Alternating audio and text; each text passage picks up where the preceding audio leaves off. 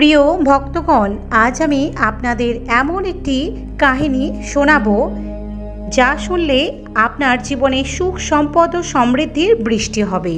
তাহলে কাহিনী শুরু করা যাক। একবার মা পার্বতী এবং ভগবান শিব যখন পৃথিবীতে এলেন, তখন সেখানে চন্দ্র নামের একটি ব্যক্তি খুব উদাসভাবে বসেছিল। আপনি যদি এই কাহিনীটি শুনছেন তাহলে সম্পূর্ণ শুনুন, এটি অর্ধ অসম্পূর্ণ রেখে যাবেন না, কারণ এই পবিত্র কাহিনীটি শোনা মাত্রই আপনার মনের ইচ্ছা পূর্ণ হবেই হবে। তাই এই কাহিনী সম্পূর্ণ শুনুন। আপনি শিবভক্ত হলে ভগবান শিবকে অসম্মান করবেন না। চলুন এবার কাহিনীতে ফেরা যাক। এবার মা পার্বতী ভগবান শিবকে প্রশ্ন করলেন, ওই ব্যক্তি উদাস হয়ে কেন বসে আছে? তখন ভগবান শিব মা পার্বতীকে বললেন, যে মানব জীবনে এই 7টি কথা যেটা কাউকে বলা উচিত না, তারা সেটা সবাইকে বলে দেয়, যার কারণে মানুষদের কঠিন সমস্যার সম্মুখীন হতে হয়। তখন মা পার্বতী জিজ্ঞাসা করলেন, ওই 7টি কথা কি প্রভু? কৃপা করে আমাকে বলুন। তখন ভগবান শিব বললেন, হে প্রিয়, এটা মন দিয়ে শোনো। আমি তোমাকে চন্দ্রের জীবন সম্বন্ধে বলতে যাচ্ছি। তারপর ভগবান শিব বললেন, মানুষ সব সময় বলে যে আস্তে কথা বলো, কেউ যেন শুনে না নেয়। এই কথাটা আমরা সবাই শুনে থাকি, যা মানুষরা কখনোই মেনে চলে না। চিন্তার কথা এটাই যে ওই কথাগুলো কখনোই আমরা শুনে থাকি এবং কখন আমরা বলে থাকি। এমন কিছু গুপ্ত রহস্য থাকে যা মানুষের অন্যদের জানাতে চায় না। আর অধিকাংশ পরিবারে অশান্তির কারণ মানুষ নিজেরাই হয়ে থাকে।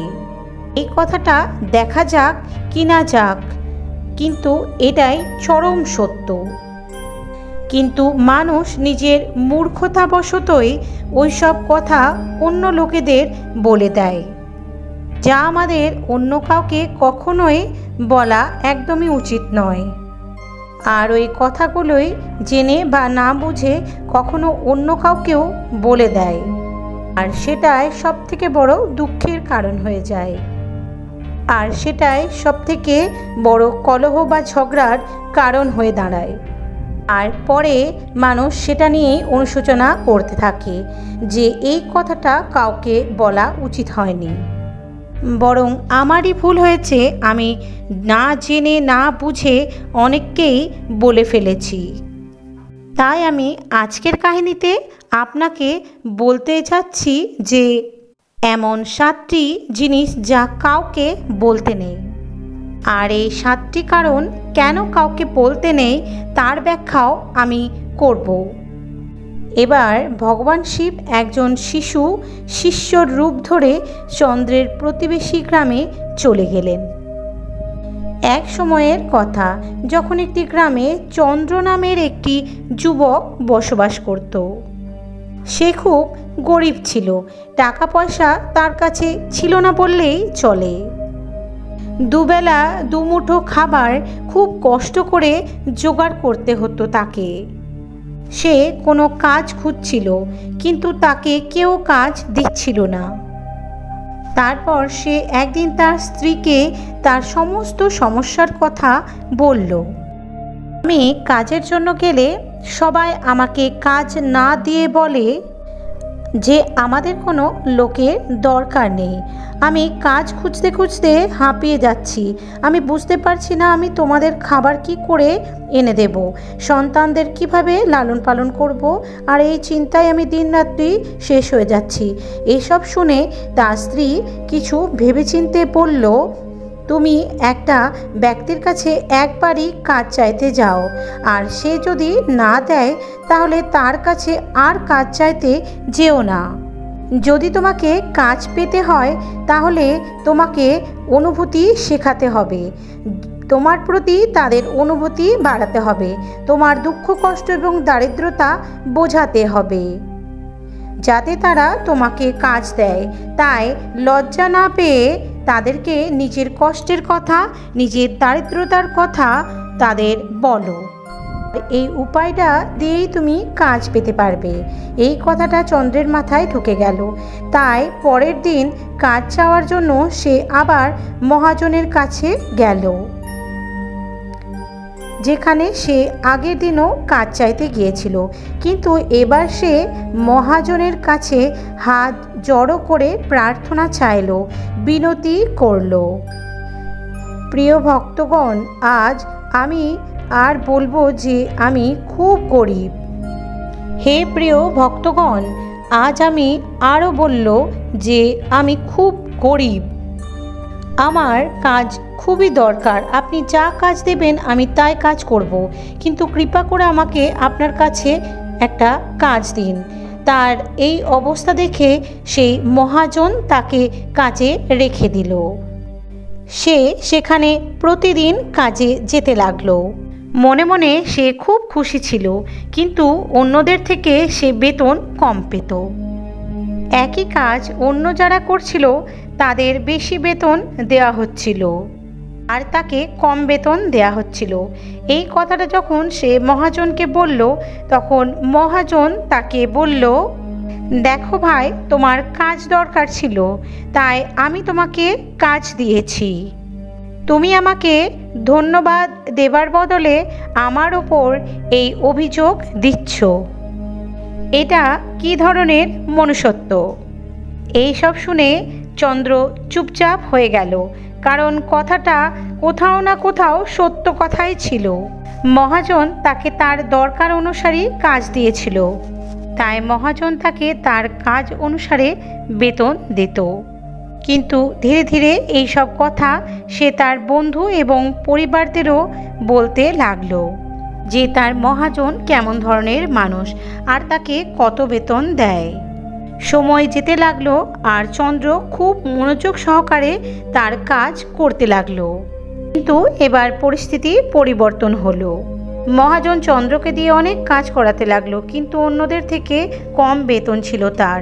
এই কথাটা চন্দ্রের মনে খুব কষ্ট হতো। সে সবার থেকে বেশি কাজ করছে, তাও সে সবার থেকে কম বেতন পায়। এর ফলে তার আত্মবিশ্বাসের প্রচুর ধাক্কা লাগলো। ধীরে ধীরে সে কাজের প্রতি অমনোযোগী হয়ে উঠল। তার মন কাজে লাগতো না। এরকম জায়গায় মন লাগবেই কেন? এখানে মানুষকে তার আত্মবিশ্বাসের সাথে চুক্তি করতে হয়। তাই তাড়াতাড়ি সে তার কাজ ছেড়ে দিল। এরপর সে ঘরে বেকার বসে রইল। এখন তার কাছে নিজের সংসার চালানোর মতো টাকাও ছিল না। তাই সে তার বন্ধু এবং আত্মীয় পরিজনদের কাছ থেকে সাহায্য চাইতে লাগলো। কিন্তু তার আত্মীয় স্বজন এবং বন্ধুরা তার সামনে তাকে দয়া দেখাতো এবং পিছনে তাকে নিয়ে হাসাহাসি করত। তারা বলতো, ও কত বোকা। মহাজন তাকে কাজ দিল, বেতন দিল, তাও কাজ ছেড়ে চলে এলো। আমরা ওকে টাকা দিলে ও আমাদের টাকা দিতেই পারবে না ফেরত। ওর এই রকম অবস্থা, ওর কাছে টাকা নেই, কোথা থেকে দেবে আমাদের? আর এই কারণের জন্যই চন্দ্রের অবস্থা প্রতিদিন খারাপ হতে লাগলো। এখন সে প্রতিদিন রাতে কষ্টের মধ্যে থাকতো। বন্ধুরা, সেই আত্মীয়রা যাদেরকে সে আপন ভেবেছিল, তাই আজকে তাদের দয়ার পাত্র ভাবছে। তাই তার উপর দয়া দেখাচ্ছিল এবং সবাই তাকে জ্ঞান তো দিচ্ছিল, কিন্তু কেউ সাহায্য করতে এগিয়ে এলো না। আমাদের জীবনেও এরকম হয়ে থাকে। জ্ঞান দেওয়ার লোক তো অনেক থাকে, কিন্তু হাত ধরে আঙুল ধরে এগিয়ে নিয়ে যাওয়ার লোক খুব কম থাকে। একদিন সে জানতে পারলো প্রতিবেশী রাজ্যে এক শিব শিষ্য এসেছে। সে খুব জ্ঞানী। চন্দ্র খুব দুঃখে ছিল, তাই সে কোনো পথ খুঁজে পাচ্ছিল না। তাই সে শিব শিষ্যের কাছে গেল। ওখানে গিয়ে সে সোজা তার পায়ে পড়ে কাঁদতে আরম্ভ করলো। আর সে কাঁদতে কাঁদতে তাকে তার সমস্ত পরিস্থিতির কথা বলল। সে বলল তার মহাজন তাকে কেমন সুযোগ দিয়েছিল এবং তার বন্ধু আত্মীয় স্বজনরা তাকে নিয়ে কেমন মজা করত। সব কথা শুনে শিব শিষ্য তাকে চুপ করিয়ে বলল, এই সমস্ত সমস্যার সারা কষ্ট তোমার মূর্খতা। এবং তোমার বোকামির জন্যই হয়েছে। যদি তোমার মধ্যে বুদ্ধি থাকতো তাহলে এই সমস্যা তোমাকে কষ্ট দিতে পারতো না, কারণ তুমি তোমার মূর্খতার কারণে তোমার নিজের রাস্তাতে কাঁটা বিছিয়ে ফেলেছো। আর আজ আমি তোমাকে 7টা কথা বলবো, যা ভুল করে অন্য কাউকে বলবে না, যার কথাগুলো সর্বদা অনুসরণ করিয়ে দেবে, যে তাহলে তুমি তোমার সমস্ত দুঃখ কষ্ট দূর করতে পারবে। প্রথম কথা যা কাউকে বলা উচিত না সেটা হলো তোমার দুর্বলতা। তোমার দুর্বলতা দেখিয়ে অন্য কারো কাছে দয়া নিয়ে তার দয়ায় পাত্র হওয়ার কোনো দরকার নেই। হতে পারে সে আজ তোমায় দুর্বলতা দেখে তোমাকে দয়া করে দিল, কিন্তু একদিন না একদিন সে তোমার সুযোগ নেবে।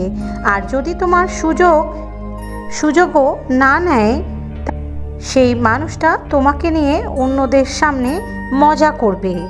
তাই কখনোই নিজের দুর্বলতা কাউকে দেখিও না।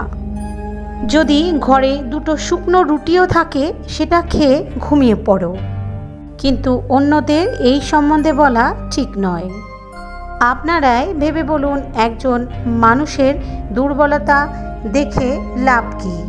সে তার দুর্বলতা দেখায় কারণ সে অন্যদের কাছ থেকে সহানুভূতি চায়, আর না হলে সে আর্থিক সাহায্য চায়। কিন্তু আপনারা যদি 2টো পরিস্থিতি ভালো করে বিচার করে দেখেন, তাহলে দেখতে পাবেন ওই পরিস্থিতিও সবাই আপনার সুযোগ নেবে। আর যদি আপনার সুযোগ না নেয়, তাহলে তার নজরে আপনি সবসময় মূর্খই থাকবেন, আর অন্যদের সামনে আপনাকে নিয়ে হাসাহাসি করবে। তাই নিজের দুর্বলতা নিয়ে কাউকে কখনোই কিছু বলবেন না। দ্বিতীয় কথা যা কাউকে বলা উচিত নয়, তা হলো আপনার অতীতের ভুল এবং ভবিষ্যতের পরিকল্পনা। ভেবে দেখুন, আপনার অতীতের ভুল কাউকে বললে কী প্রভাব পড়তে পারে। অতীতের ভুলগুলো কি ঠিক করা তো যাবেই না, তাহলে তা বলার প্রয়োজনটা কেন? আপনার অন্ধকার দিকটা নিজেই পৃথিবীর সামনে এনে তুলে ধরছেন না কেন? নিজে ভুল নিজে অন্যদের সামনে তুলে ধরছেন। এর ফলে সামনের মানুষের কাছে আপনার চরিত্র ছোট হয়ে যাবে, আর ভবিষ্যতে সে আপনাকে সেই নজরে দেখবে। তাই অন্য লোকের সামনে নিজের চরিত্রকে কখনোই ছোট করবেন না।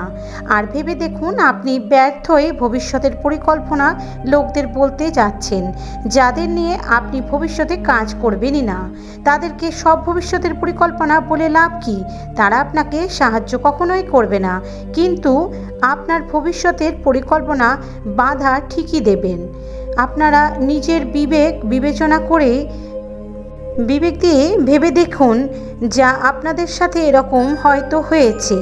আপনি আপনার ভবিষ্যতের পরিকল্পনা কাউকে বলেছেন আর সেটা পূর্ণই হয়নি। এরকম সবার সাথেই হয়ে থাকে। তৃতীয় কথা যা কাউকে একদমই বলা উচিত না, তা হলো নিজের ঘরের কথা। বা আমাদের বাড়ির ভিতরে আমাদের মধ্যে যা কিছু হয়, আমাদের বাবা মায়ের মধ্যে, স্বামী স্ত্রীর সম্পর্কের মধ্যে যা কথা হয়, সেগুলি কাউকে পরিবারের মধ্যে সীমাবদ্ধ থাকাই উচিত, কাউকে বলা একদমই উচিত না। আপনি যদি আপনার ঘর সম্পর্কে বাইরে সবার কাছে বলে থাকেন, তাহলে বাইরের সবার আপনার পরিবারের মধ্যে ঢোকার একটা সুযোগ পেয়ে যায়। তাই তারা এই সুযোগ নিতে কখনোই ছাড়ে না। তারা আপনার পরিবারের সদস্যদের আপনার থেকে দূরে নিয়ে যাওয়ার চেষ্টা করবে। তাই প্রায় সময় এটাই ঘটে থাকে। আর আমরা সমাজে দেখতে পাই, আমরা আমাদের ঘরের ঝগড়া কম করার জন্যই তার সম্পর্কে আমাদের প্রতিবেশী বা আমাদের আত্মীয়স্বজনদের বলে থাকি, যার ফলে আপনি সাহায্য কখনোই পাবেন না। আপনার ঝগড়া বাইরের সবার সামনে হতে পারে। তা বলে আপনি যদি আপনার মা বাবা সম্বন্ধে বলেন, তাহলে অবশ্যই খারাপ লাগবে। তারা ভাববেন আমাদের সন্তান আমাদের না বলে বাইরের লোকদের সমস্ত কথা বলছে। তাই আপনার নিজের ঘরের কথা এবং ঘরে ঝগড়া লড়াইয়ের কথা কাউকে বলবেন না। এর পরের কথা যা আমি আপনাকে বলতে যাচ্ছি, যা অন্য কাউকে বলা একদমই উচিত না। তা শুনে আপনার অনেক অদ্ভুত লাগতে পারে, কিন্তু আমি তার যথার্থ প্রমাণ আপনি যদি আপনার আয়ের কথা আপনাদের বন্ধুদের বলে দেন, তাহলে আপনার বন্ধুদের যখন টাকা দরকার হবে তখন তাদের আপনাকেই মনে পড়বে। তারা জানবে যে আপনার আয় যদি ভালো হয় তাহলে আপনি তাদের সাহায্য করতে পারেন। তাই এই কারণে অনেক লোক আপনার থেকে সাহায্য চাইবে। যদি আপনি তাদের সাহায্য না করেন তাহলে তারা ভাববে যে আপনার কাছে টাকা আছে ও সহায়তা করতে পারেন, কিন্তু তাও সহায়তা করছে না। তাই আপনাদের কথা বন্ধু বান্ধবদের মধ্যে ঝগড়ার কারণ হয়ে দাঁড়াতে পারে। কম আয় হলে লোকেরা মজা করবে, আর বেশি আয় হলে সবাই আপনার থেকে সাহায্য চাইবে। নিজের আয় তাই কাউকে বলাই উচিত নয়। পরের যে কথাটা আমি আপনাকে বলতে যাচ্ছি তা মস্তিষ্কে ভালো করে মনে রেখে দেবেন, আর কাউকে এই কথাটা কখনোই বলবেন না। নিজের দুর্বলতা এবং নিজের শক্তি সাধারণত কোনো মানুষ জানে না। নিজের দুর্বলতা, নিজের শক্তি কেউ জানে না, কিন্তু যদি আপনি নিজের দুর্বলতা এবং শক্তি সম্পর্কে জানেন তাহলে আপনি খুব বুদ্ধিমান মানুষ, আর এই কথাগুলো আপনার কাউকে বলা একদমই উচিত নয়। কারণ আপনার দুর্বলতা যদি তারা জেনে যায় তাহলে তারা সুযোগ নেবে, আর তারা যদি আপনার শক্তি সম্বন্ধে জেনে যায় তাহলে সেই শক্তি আপনার দুর্বলতায় পরিণত হবে। কারণ সেই শক্তি সম্পর্কে অন্য কেউ জানে, তাই সে আপনার শক্তির প্রতিকার ঠিক খুঁজেই নেবে। পরের যে কথাটা কাউকে বলা উচিত নয় তা হলো আপনার মিত্র এবং শত্রুর সম্বন্ধে কাউকে বলা একদমই উচিত নয়। আপনি যদি আপনার মিত্রর কথা অন্য কাউকে বলে দেন তাহলে তারা আপনার মিত্রের সঙ্গে ঘনিষ্ঠতা বাড়িয়ে তুলবে, আর আপনার ঘনিষ্ঠ বন্ধুদের আপনার থেকে দূরে করতে সাহায্য করবে। অন্য মানুষকে এটা করতে নাও পারে, কিন্তু আপনার শত্রু এটা অবশ্যই করতে পারে। ওদিকে আপনার শত্রু সম্বন্ধে অন্য কেউ জানার একদম দরকার নেই। আজ আপনার মিত্র, কাল যদি সে আপনার শত্রু হয়ে যায় তো সে আপনার শত্রুর সঙ্গে মিশে আপনাকে পরাস্ত করতে পারবে, আপনার সাথে প্রতারণাও করতে পারবে। তাই আপনি আপনার সব থেকে প্রিয় মিত্রদেরকেও আপনার শত্রু সম্বন্ধে কখনো বলবেন না। শেষ যে কথাটা বলতে চাই, যা অন্য কাউকে বলতে নেই। যখন আপনি কাউকে দান করবেন সেই দান সম্বন্ধেও কাউকে বলবেন না, তাহলে সেই দানটা ব্যর্থ হয়ে যাবে। এখন আপনি আপনার দান সম্বন্ধে সবাইকে বলেন তাহলে সবাই ভাববে আপনি কত দানী পুরুষ, যা আপনার মধ্যে একটি অহংকার সৃষ্টি করবে। এই দান যত গুপ্তভাবে করা যায় ততই ভালো, ততটাই ফলদায়ী হয় আপনার জীবনে। যখন আপনার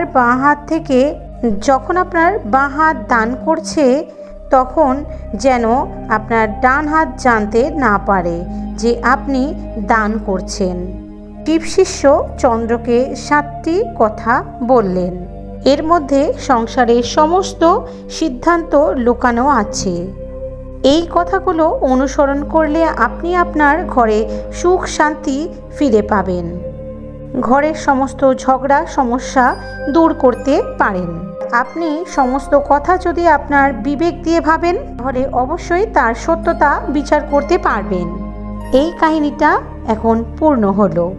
তখন মা পার্বতী ভগবান শিবকে বললেন, মানুষরাই 7টি কথা মেনে চলে, তাদের জীবনে কোনো কঠিন সময় আসবে না কখনোই। এইসব কথা হওয়ার পরে মা পার্বতী এবং ভগবান শিব কৈলাসে ফিরে গেলেন। বন্ধুরা, এই ভিডিওটি বলার সময় যদি কোনো ভুল ত্রুটি হয়ে থাকে তাহলে আমি ক্ষমা প্রার্থী। আশা করব আপনাদের সকলের এই ভিডিওটি অনেক ভালো লেগেছে। আপনি মহাদেবের সত্যিকারের ভক্ত হলে অবশ্যই ভিডিওটিতে একটি লাইক এবং চ্যানেলটি সাবস্ক্রাইব করে কমেন্টে অবশ্যই হর হর মহাদেব কথাটি লিখতে একদমই ভুলবেন না। দেখা হচ্ছে পরবর্তী ভিডিওর সাথে। ভালো থাকবেন, সুস্থ থাকবেন। ধন্যবাদ।